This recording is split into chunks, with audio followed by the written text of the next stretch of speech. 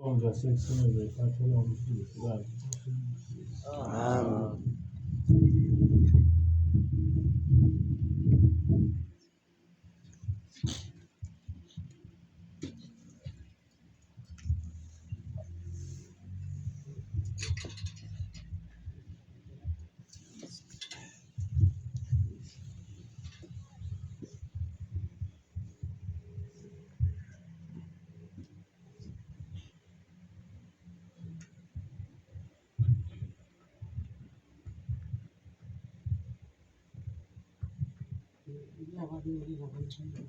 Amen. Amen.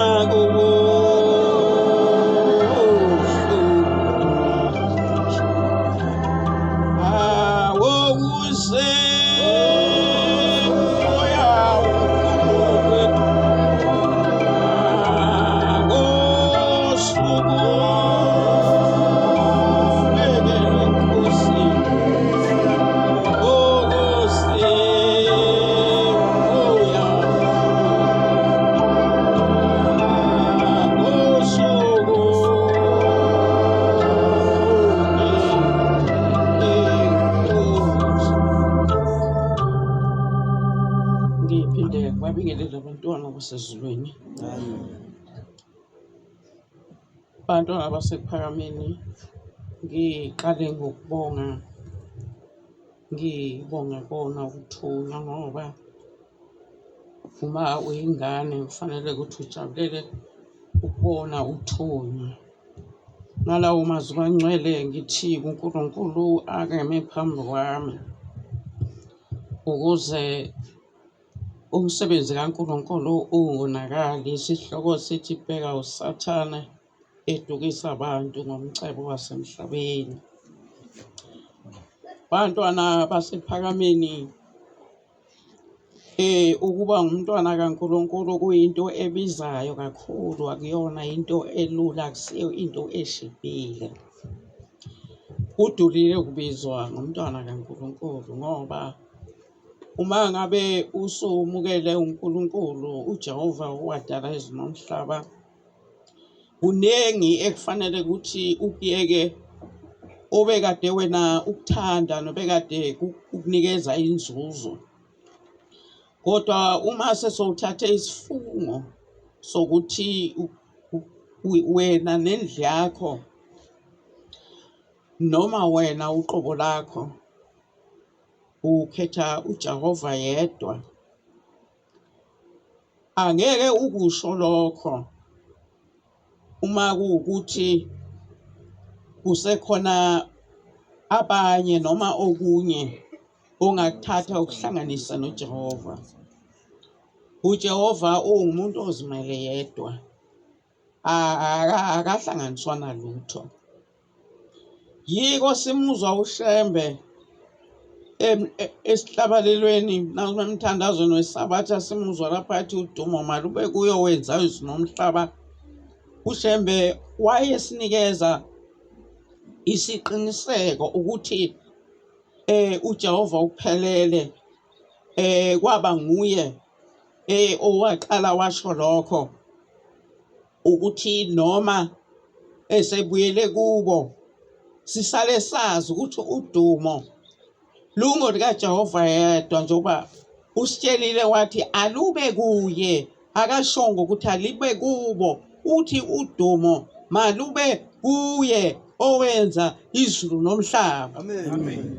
Ngaloko abantu basePhakameni uShembe wayekhuluma nabantu laba esebavumile abathi cha thina sesiyakulandela, siyayizwa lento oyikhulumayo kodwa uyayisusa kuye. Uthi-ke noma senizwa, noma senibaningi, noma senijabula, noma senisina, noma nihlabelela, uthi kodwa-ke udumo uthi alube kuye owadala izulu nomhlaba. Utshela laba abasebemlandela ukuthi yena uthunywe ngulona ongumnikazi wodumo. Akazange afune ukuthi udumo luze kuye ngoba vele uJehova simazi, kodwa yena uyamazi ngoba wambizela entabeni wayokhuluma naye. Thina uma sibona yena sasibona ngathi sibona uJehova, kodwa-ke ngoba ebona ukuthi uJehova umnikile amandla ukuthi asindise, umnikile amandla ukuthi apha abantu imisebenzi nokunye okuhle abacelile, usuyababona ukuthi sebamenza uNkulunkulu. Uthi-ke kodwa noma kunjalo ngithi udumo alube kuye owadala izulu nomhlaba. Amen. Isukela lapho-ke indaba yethu bantwana basePhakameni, isukela lapho indaba yokuba sibizwe ngamaNazaretha kaNkulunkulu ngoba silandela lona owayengumNazaretha kaNkulunkulu, umprofiti uShembe, owasungula lokhu kukholwa angayisungulelanga nje kodwa uJehova embizile bantwana basePhakameni. Ngithi-ke bangcwele, kusuka lapho ukuthi thina sithi sesibiziwe ukuthi singamaNazaretha kodwa bese sibuye sihambeswa sinesambatho sokuthi singamaNazaretha kaNkulunkulu. Leli gama licacisa ukuthi sekunaMaNazaretha angasiwona kaNkulunkulu. Uma ngabe ungalandeli umthetho esawushelwa ngumsunguli waleli bandla owayekade esifundisa ngoJehova, awusiye umNazaretha kaNkulunkulu. Amen.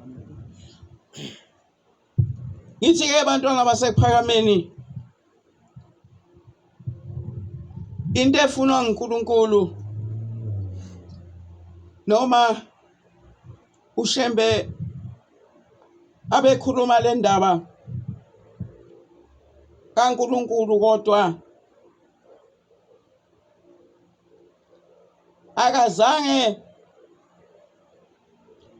akubhala ukuthi uyojabula uma ngabe siba baningi, kodwa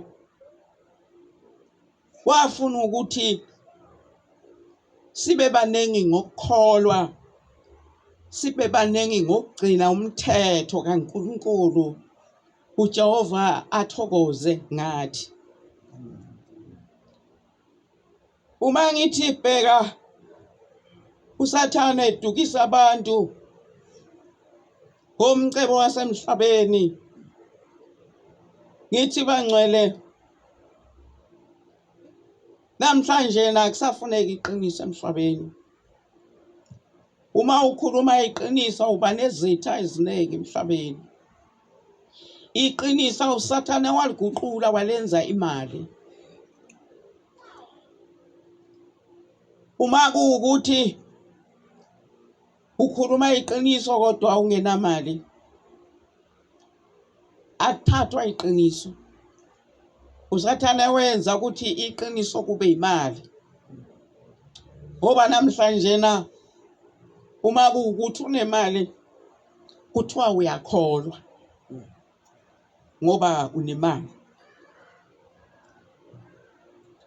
Bantwana basePhakameni, usathane waya kuJesu ehambile eyolinda, wafika nomcebo wezwe, wathi uma eziphosa lapha phansi, wathi uzomnikeza wona. Wathi akaziwise ngoba iy'ngilosi khona zizamnqaka ngoba uyindodana kaNkulunkulu. Ngithi-ke bangcwele, ngelinye ilanga kuyisabatha, ingane yomfana ethempelini engangikulo yaqhamuka ngejubane isizongena esangweni ilo mama. Ngamangala ukuthi kwenzakalani, yaqonda ngqo kimi ibaleka ingane. Uma ngabe ibuzwa ithi nangumuntu emini bangcwele, hhayi ukuthi kwakuyimthandazo wantambama konzweni yesabatha.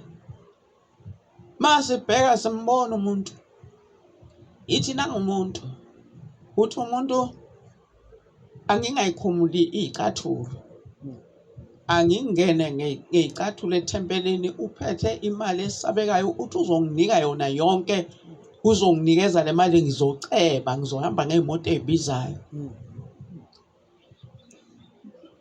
Siyambona ukuthi ufikile, asazi ukuthi kwenziwa yini manje, athathe isikhathi ukungena esontweni. Kanti uyakhuluma laphana, ukhuluma nendoda. Iyavela kuye, uyayibona, uyayizwa, asiyiboni thina siyizwa. Yathi nje uma ungena nje ngey'cathulo kule thempeli, wathi yonke le mali ngizakunika yona, uzoba isicebi. Ingane abantwana basePhakameni isibonile imali, yabaleka ngejubane yayo, yabaleka yadraya yangena esangweni lethu, yangena ngaphakithi bomama. Ngoba vele kwakungabantwana ngeso sikhathi, kwakusengabantwana nje, iy'ngane ezinye zingangaye ngapha, wabaleka weza ngapha la khona thina. Akekho umuntu ongazange athuke. Ngakhumbula mumva ukuthi konje usathane waya kuJesu elindile, wafike wathi uzamnikeza umbuso wonke walelizwe uma eke wayiphosa phansi. Ngabe nguye lona? Impendulo kimi yathi yebo, nguye. Ngithi-ke bantwana basePhakameni, usathane akafike ebusuku, uyafika nasemini. Ngambona-ke, noma ngangingambonanga, ngayibona ingane ibalekela yena ephethe isikhwama esigcwele yonke inhlobo yemali. Umntwana waphoqeleka ukuthi simqhelise ngoba umntwana womfana, asuke lapha kithi, ahlale nje, angahlali kithi kodwa angasafuni, esaba ethi nangu lo muntu. Kodwa ngakubabaza ukuthi lo mntwana ezalwe ekhaya ehlupheke kanje, walila ukuthatha le mali. Wabaleka wathi ngamani ngongena esangweni engangeni ngalo, ekhaya kubo balala endlini ezowela kubo. Ngithi bangcwele, usathane edukisa abantu ngomcebo wasemhlabeni. Namhlanje abantwana basePhakameni, usathane wakhe inhlangano, wakhe amabutho, wawetha igama wathi yinkabi. La mabutho abantwana basePhakameni awanendaba nesono sakho ukuthi wenzeni kuwo. Uma ufike nemali, wathi nansi imali ithathe hambe uyongisusela loya muntu. Isuka ngaso leso sikhathi inkabi ayibuzi nokuthi wenzeni. Ifike imshaya umuntu mhlambe ishaya umuntu okungesiye kodwa ongumne wabo. Inkabi angeke ibe nalo uzwelo lokuthi lo mama ozele labantu amshiyele lona oyedwa. Iyophinde ihambe ngempela ithi ishaya okungesiye iyofuna lona iyabona ukuthi lo mama unamadodana amabili ishaya okungesiye isazi kumyeka lona ukuthi asale nonina iyomvuza ngelizwi umthole ifike imshaya afe isale inkosikazi igone izandla asala amakhosikazi nabantwana ngenxa yomcebo wasemhlabeni ngoba kufika umuntu wathi ngisize ungisuselelo yamuntu.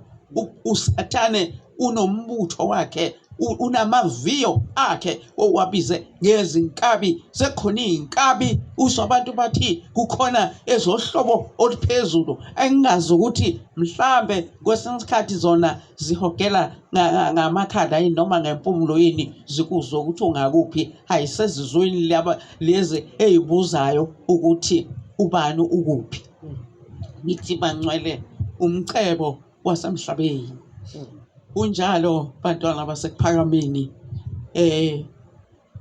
namhlanje na baningi abantu abesaba ukukhuluma iqiniso, besaba amabutho kaSathane, besaba inkabi ukuthi uma ngingasho ukuthi lokhu akwenziwa ngoba inkabi azisekho la ngaphandle kuphela. USathane lamabutho uwakhe ngisho emasontweni uzokuthiwa lo akathintwa lona, kushiwo esontweni kuthiwa akathintwa lona. Ahamba nazo ziwuhlobo oluphambili. Akayobuya phinda phikiswe ngoba uphethe umcebo, uphethe imali nomthetho kaNkulunkulu uyakwazi ukuchitha ngemali. Nebandla likaJehova uyakwazi ukulihlakaza ngemali. Uyakwazi ukonisa umholi. Uyakwazi ukuthatha umholi aye naye lapha afuna khona yena ukuthi kuyiwe khona. Nalapho ekungafanele khona ukuthi kuye umholi kubonakala ukuthi akuhambe kanjalo ukuthi umholi angaye endaweni enjena, kodwa mase kufike lona okuthiwa unamabutho ambhekile, mase kufike lona nemali esabekayo ofaka izibuko ezimnyama ayibheke lapha esiphongweni ayibheka ayigabanqise lapha azobuka umholi. Uthi umholi useyahamba ucelwe yilezikhulu esinemali useya endaweni ekwazekile kahle ukuthi ngokwebandla lamaNazaretha akafanele umholi kuya lapho, kodwa ke akaphikiseki ngoba unemali, ngoba unamabutho, uyesatshwa akaphikiswa. Kuphinaphi lapha afika beke izwi khona izwi lakhe liyathathwa, belithatha bengathandi, kodwa ngenxa yokuthi yena umuntu onemali akasesatshelwa ukuthi hayi ukuthi le mali bamsabela ukuthi uzabancisha yona. Cha, basaba amabutho, basaba amabutho akhiwele imali lena anayo.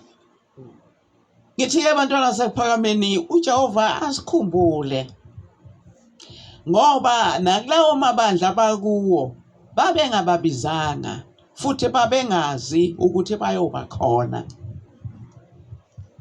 Ngithi-ke abantwana basekuphakameni uJehova benathi asivikele ukuthi noma singabantu singesibona abantu abayizinjinga. Asivikele kulabantu abanemali eningi kodwa futhi abanamabutho aholwa nguSathane. uNkulunkulu asenze bangcwele ukuthi silifune iqiniso futhi silamukele kumuntu noma ngaba kanamali noma ngaba kalutho noma ngaba kanamuzi kodwa uma ekhuluma iqiniso sahlele ngenzansi noma thina sinemizi noma thina sineyimoto noma sisebenza yena ngasebenzi kodwa silimukele ngazo zombili iqiniso ngoba ukhona umuntu onjalo bangcwele oya ahlupheke angabana lutho uNkulunkulu amenze ngamabomu ahlupheka angabi nguye umuntu ocebile ongabi ngumuntu olungelwa izinto angaba nguye umuntu osebenzayo kodwa lo muntu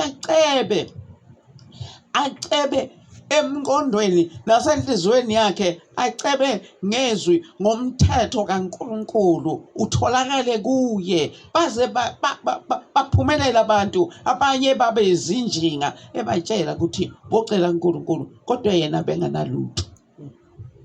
Bakhona abantu abanjalo bangcwele kuleli bandla likaNkulunkulu njengoba kunjena engathi uNkulunkulu angenza ukuthi kube njena njalo bantwana basekuphakameni. Uma ngithi kunjena ngisho ngoba besengakaphikiswa iqiniso njengoba nje sisengaka iqiniso besengakaphikiswa ukuthi sigcina umthetho kaNkulunkulu. Isho njalo abantwana basekuphakameni ingilozi ithi engathi bangabakhona abantu abaqotho abantu abangayokubuka ukuthi lo muntu unjani nokuthi ungakanani uma sesebembona ukuthi uphethe isikhwama uphethe lokho kuthiwa iphuthumende ligcwele imali bamlalele ukuthi uma esengena nalo uthini kubantu bakaNkulunkulu uma eguqile uthini uthi abantu abenze njani kulomthetho kaNkulunkulu awufica umile bese bayambheka ukuthi awukho yini afuna ukuwusula ngale mali bese baba khona amaqhawe kaNkulunkulu lawo asuka azikhethela ashiya umlaza bantwana basekuphakameni ayokuma ngisho bangenalo ibhayisikili ayokuma ngisho banemoto bathi asekufundiswanga uShemba asifundisanga lokho owethu umprofiti wathi asosaba uJehova wathi singasuki emthethweni kaNkulunkulu wathi singasuki kuleli vangeli wathi singasuki wathi noma siphila noma sifa singalethuli emahlombe ethu phuma naleli phuthumende sikwazile ukuphila singasibona osozigidi sikwazile ukufika lapha sesikhona namuhla uNkulunkulu alokaseduze kwethu akekho umuntu engisamzwile ethi uyazisola ngokusuka emsamo akekho engisamzwile lapha kumanazatha kaNkulunkulu esho njalo nami ngokwami angizisoli kunokuba ngizisolela isikhathi esichithekile ukuthi ngachitheka isikhathi esiningi kodwa ngingamkhonzi uNkulunkulu ngingaboni ukuthi sengikhonza indoda yephuthumende. Ngithi-ke abantwana basekuphakameni sihlangene lapha sihlangene ngendaba kaJehova simcelile uJehova ukuthi akahlale nathi ngoba vele nguyena onomhlangano nathi akusibona obaba bethu noma okhokho abaqoka lezinyanga esithi umhlangano ngazo kodwa izinyanga ezaqokwa uNkulunkulu ukuthi abakhe bahlangane bese bayamdumisa ngazo. Ngaloko ke bancela uJehova asihawukele angavumi ukuthi lamabutho angene la. Amen. Angabi khona umuntu ekuthiwa akathintwa lona. Mase khona umuntu ekuthiwa lona akathintwa lo. Ufunda kweza ukuthi into engathintwa yini. Ngeke isikhathi sanamhlanje umuntu akathintwa.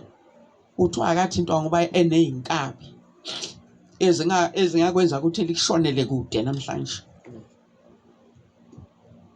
Bancane-ke abantu abayokhuluma iqiniso naphambi kwazo lezo nkabi, naphambi komnikazi wazo. Uma abantu bebona umuntu okhonza izikhali, umuntu oyinhlangano, okungasho ukuthi uqashwa ngokuthi akagade izigebengu zingangeni, kodwa oqashelwa ukuthi akhiphe umphefumulo. Angazi bangcwele ukuthi baqala baphuzeni, ngoba uma ucabanga nje umuntu uya kumuntu ongakaze alwe nawe, ongamazi nokuthi ongwakabani, ongaxabene nawo, kodwa ufike ukwazi ukuma phambi kwakhe umdobulafa.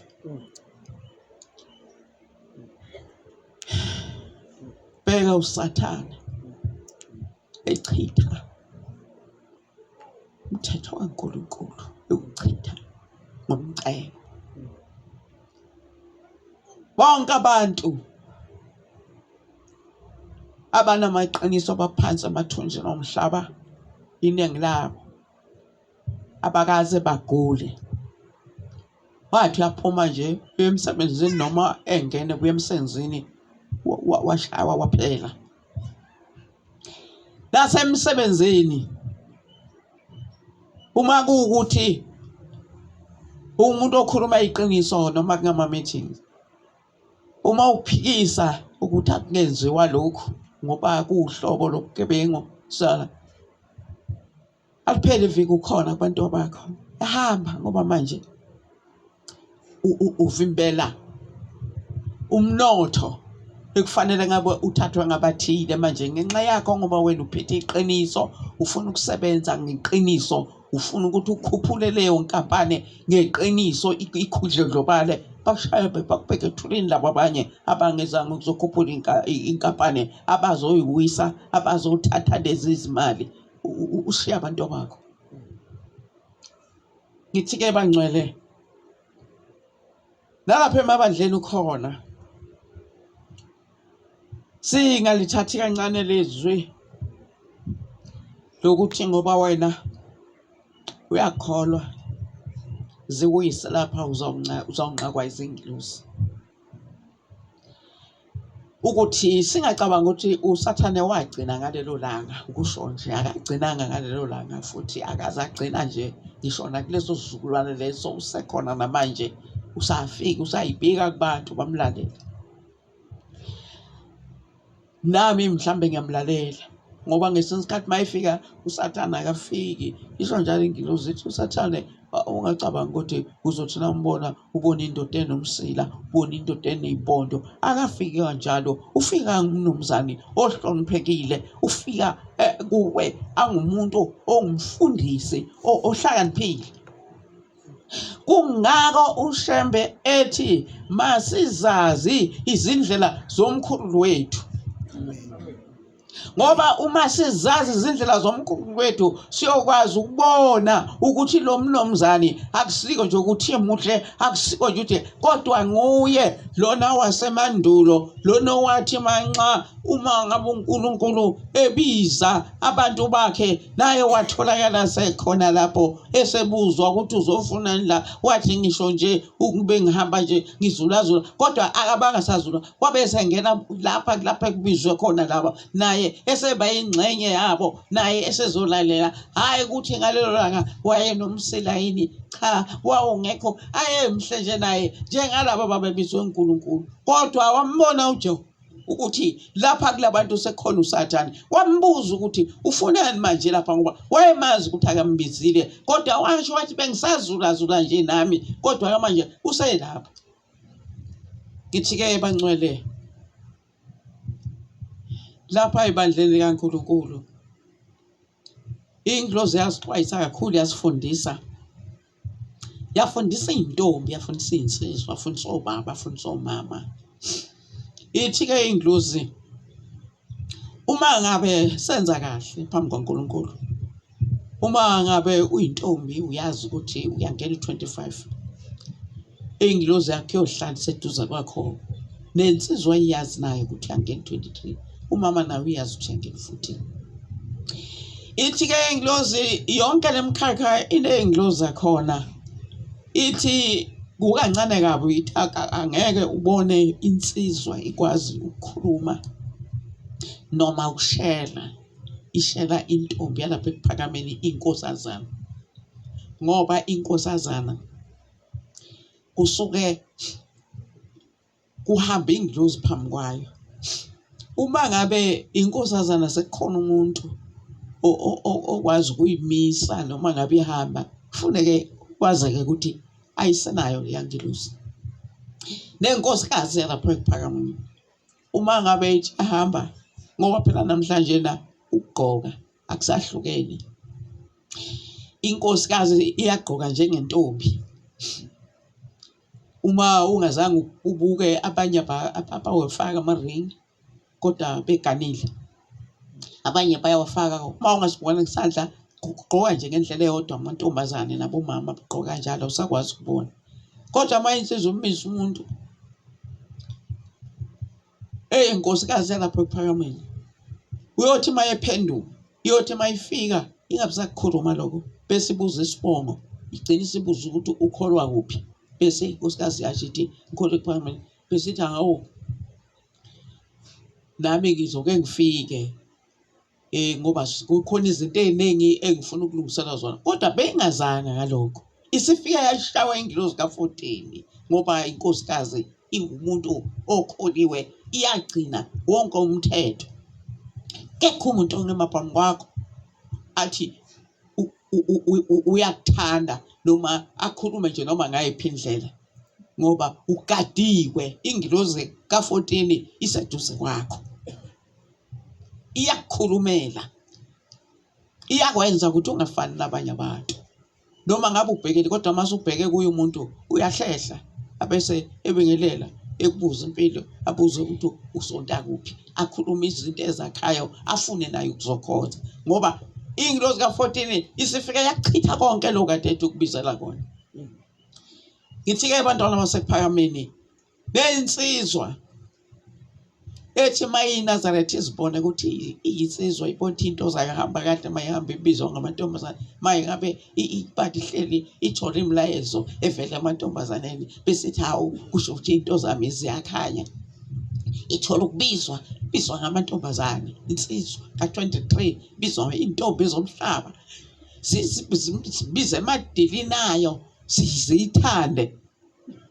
Ayikwazi intombi yokuhamba ukuthi ingathanda insizwa yala ngoba insizwa yalapha ayithandeki kumuntu ongakholwa, iyasinda kumuntu ongekho kuNkulunkulu.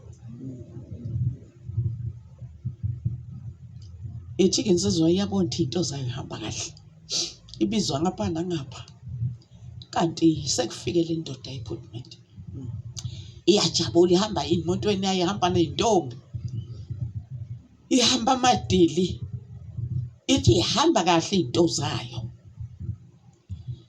kodwa umthetho uthi okukholwa ukuthi zisuke zingahambi kahle into zakho nsizwa kaNkulunkulu suke usugwetshwe udili kajele. Ngenye imini insizwa lena ethi yona iyathandwa ngenye imini iphelela khona lapha kwaLasha.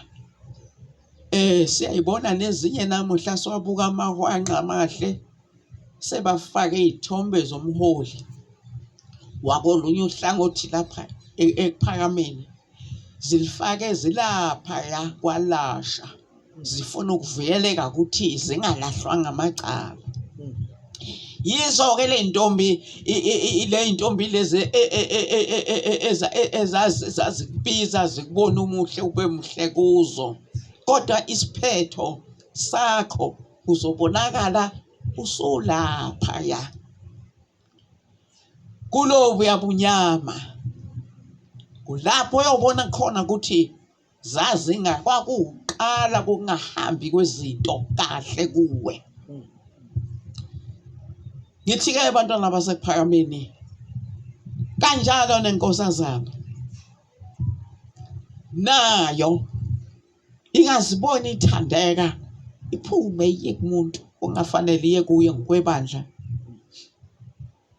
kodwa ifikele phambili ithole ukuthi uyababa upelepele awusiwona ushukela bese yabona ukuthi kanti yayikade ibizwa ngesathane ngoba ibona lensizwe icebile bathi yabuka le ndlela ngibani ongacela mina onjengale yansizwa inamabhizinisi amakhulu ngingaba rich kabi ngihamba ngemoto yohlobo oluphambili iyabuka lapha ibukela phansi zonke insizwa zala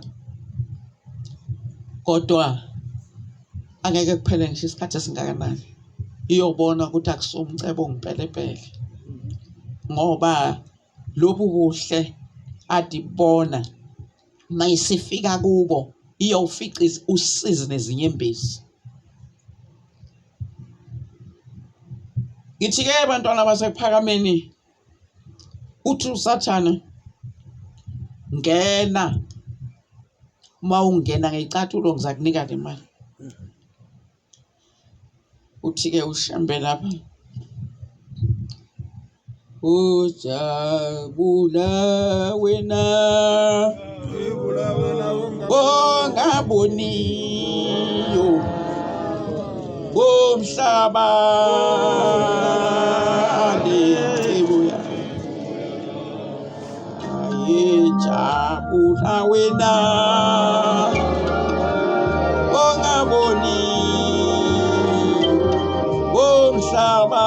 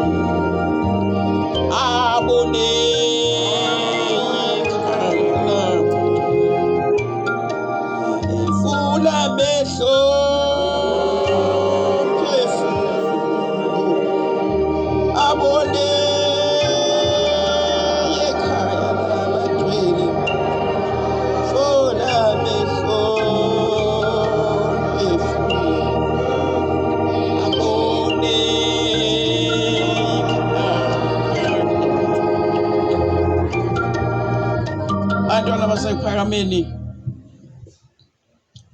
uNkulunkulu akavule amehlo emphefumulo yethu sibone ikhaya labangcwele uthi ushembe jabula wena ongayiboniyo ongaboniyo umhlaba nengcebo yawo ngoba ingcebo ihamba phambili. Siyazi ukuthi sonke akekho umuntu ongathanda ukuceba kodwa umcebo wakho akube ngumcebo ohamba emuva kwaJehova. Ithi ingane uthe umuntu angene leyicathulo uzanginika konke wena wawuzothini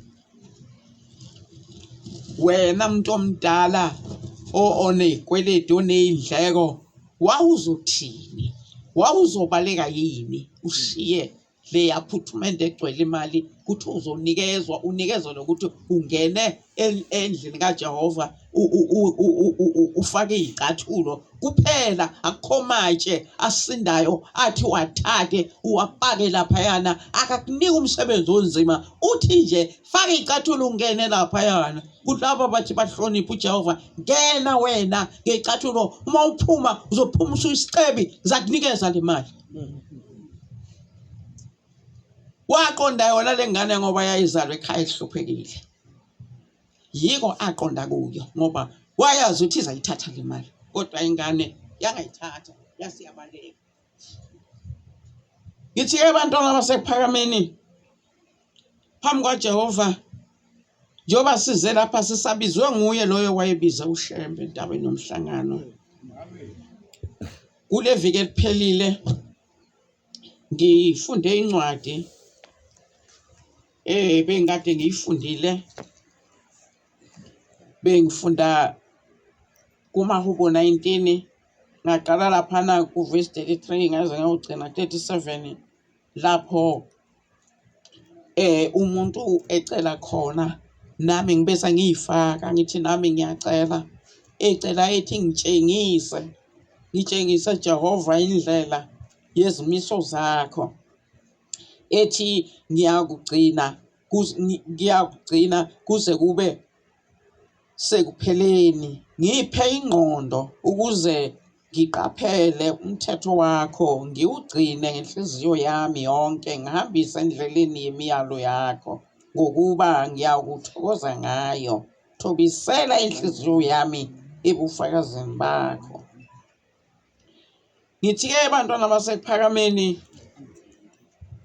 sike saba ngabantu angazi ukuthi ngubani umuntu oyokhuluma ngoJehova oyoba muhle kubantu. Ngubani umuntu oyophakamisa igama likaJehova angavukelwa nguSathane. Ngowakuphi loyo muntu oyothi mayethi mesabeni uJehova njengoba uShembe washo njalo abese yena uyathandeka phambi kwabantu.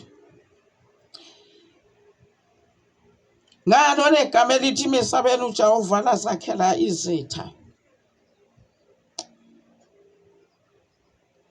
Wake wagula yini wayolala esibhedlela wahlekwa izitha zakho zathokoza ngawe zabuka amawashi zathi it's time to go. Zithi ke sekuseduze ukuthi ahambe emhlabeni. Ngicela ke ukuthi ke ufundwe lapha kumahubo 118 verse nje 17 no 18 kuphela.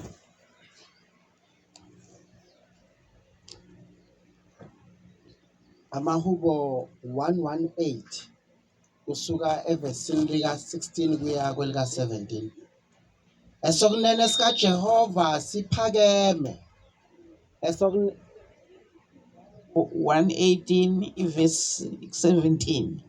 Amahubo 118 kusuka evesini lika 17. Amen. Ngicela. Angikufa kepha ngiyakuphila ngishumayele imisebenzi kaJehova. uJehova wangilaya nokungilaya kodwa akanginikelanga ekufeni. Amen. Amen. Bese siya lapha futhi sesiqala lapha ku 119 siqala ku 18 sigcine ku 19. Incwadi yamahubo 119 kusuka kuverse 18 kuya ku 19. Vula amehlo ami ukuba ngibone izimangaliso zasemthethweni wakho. Ngingumfokazi emhlabeni ungangifihleli imiyalo yakho. Amen. Amen. Uthi-ke uShembe vula amehlo umphefumulo wami abone ikhaya labangcwele ngoba wayazi ukuthi njengoba ethi jabula wena ongaboniyo umhlaba nengcebo yabo. Wayazi ukuthi abangayibonanga umhlaba nengcebo yabo ilabo abayocela ukuthi kuvuleke amehlo omphefumulo wabo bakwazi ukubona ikhaya labangcwele. Ikhaya labangcwele alingenwa ngezigidi kodwa lingenwa ngokuba ugcina umthetho kaNkulunkulu. Noma ngaba unalutho, noma ngabe kuthiwa unamuzi, noma ngabe kuthiwa uhlupheke uhambaze, kodwa uma ugcina umthetho kaNkulunkulu uJehova kayakusho ukuthi akangeke ungene wena ngoba ubukade ungenamuzi uhluphekile ungenazo nezinto zokwembatha, kodwa uJehova uyokungenisa akungenisele ukuthi wena wabona ikhaya labangcwele. Awubonanga umhlaba nengcebo yawo kodwa wabona ikhaya labangcwele waphokophela kona ukuthi ungabi nalo udumo emhlabeni lengcebo yezwe kodwa ube nodumo lokuthi wena usubone ikhaya labangcwele. Amen. Ngithi ke bantwana basekuphakameni kunjalo uma ngabe ufika lapha kuloko ukholwa engathi ungakhuluma njengoDavida uthi Nkosi ngitshengise izindlela zakho. Uma usufike lapha ungabanalo ulwazi kodwa ufune uthi Nkosi ngitshengise izindlela zakho ukuze ngikwazi ukugcina umyalo wakho, ngikwazi ukwedlula ngize lapho ukhona, ngoba uJehova uyala ukubonwa ngabantu abaphula umthetho, kubantu abathatha udumo lwakhe kodwa balusakazele abantu engafanele ukuthi banike yena. Njengoba siyibandla likaNkulunkulu simiselwe ukuba udumo silubisele kuye owadala izulu nomhlaba. Kwasho njalo umprofeti wethu okwagcina ngaye ukukhuluma ngoNkulunkulu, ukukhuluma noJehova. Akazange asitshele lutho ngobaba mkhulu, akasitshelanga lutho nangemicebo yezwe, kodwa uthi asicebe ngokwesaba uJehova. Usho njalo uthi asimesabe nabantwana bethu nezizukulwane nangezizukulwane sesabe uJehova. Yiwona mcebo esinawo lapha singabantwana bakaNkulunkulu, siyibandla likaJehova.